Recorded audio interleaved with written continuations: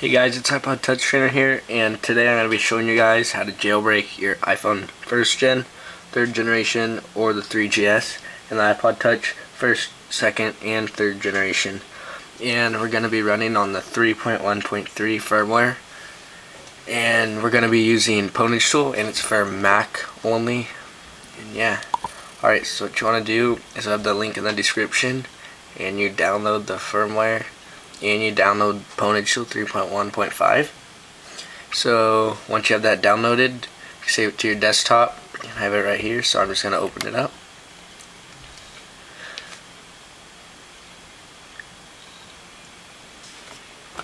And once it opens, it will say all that, everything. So you can read that. There you go. And then, so if you're using your iPhone first generation, you have to click on that one. If you're using your 3G or your 3GS, you click on that one. Or if you're using your iPod Touch, whichever generation, you click on that one. Alright, so you can go in simple mode if you're not that sure about what you're doing or anything, but if you've done this before, then you could go on expert mode. I'll show you to do. So I'm using the 3G, so just click on that. Then you press the blue arrow. Then it'll browse for your firmware that you downloaded.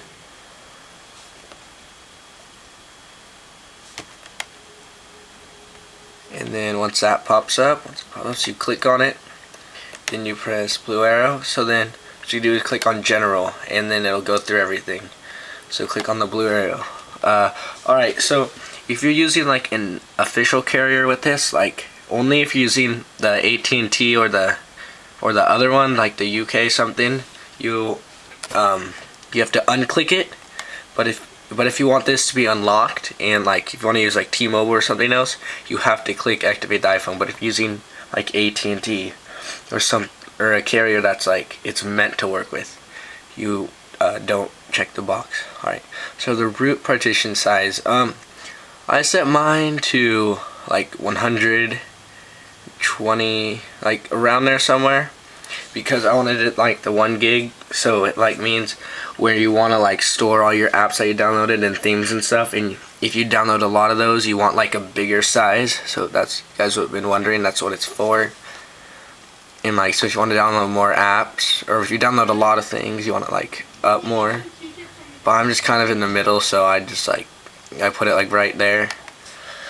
But then yeah, so then click next after that, and just click that, and there's the Cydia settings. You go to manage sources, and you could add sources, or you could download packages, I guess.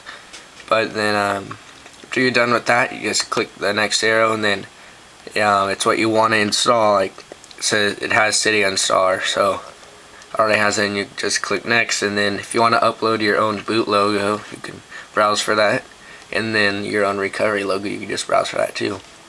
Alright, so when you're done with that, just click on the next arrow, and then alright, so you're done. So then you would click build, then the blue arrow. But I already have one built, but you do save, and then save it to desktop. You want to go like that. Then on desktop, then you want to do save. And I don't want to replace it, but it'll just save it for you since I already have one. So once it goes to that, it'll save it to your desktop, and then oh wait, I have to go back in.